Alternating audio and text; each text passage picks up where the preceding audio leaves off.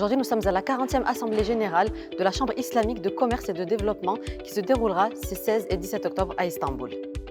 La Chambre islamique de commerce et de développement est un organe affilié à l'Organisation de coopération islamique OCI et elle représente le secteur privé des 57 pays membres qui prônent le développement du commerce des pays musulmans et la finance islamique.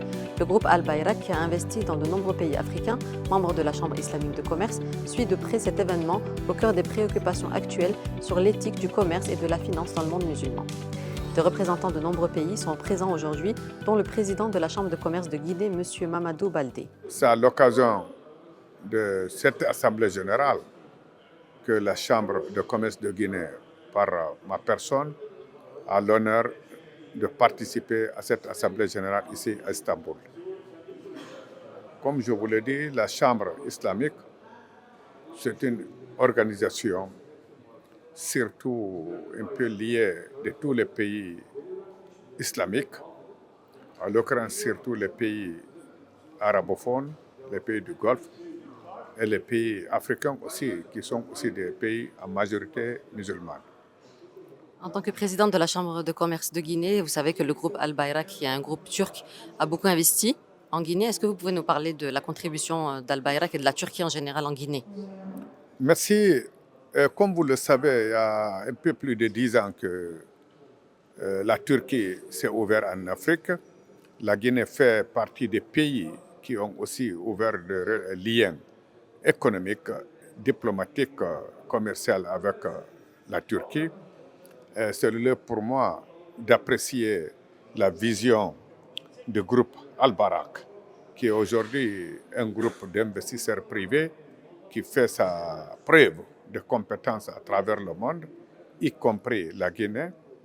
Le projet auquel Al-Barak est présent en Guinée, c'est la rénovation et la gestion du port de Conakry.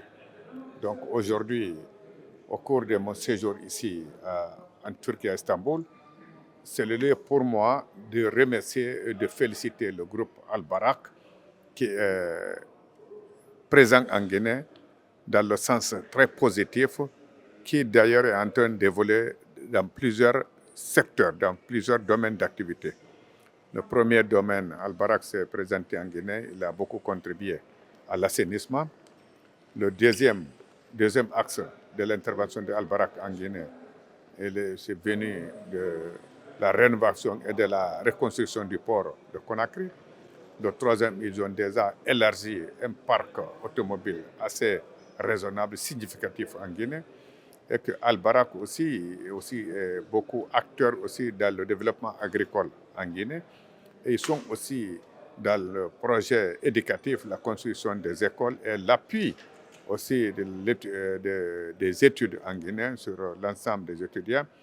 Et au-delà même que Al-Barak est en train d'intervenir en Guinée, même dans l'aspect sanitaire, auquel il accompagne beaucoup de personnes pour l'évacuation médicale au niveau de la Turquie.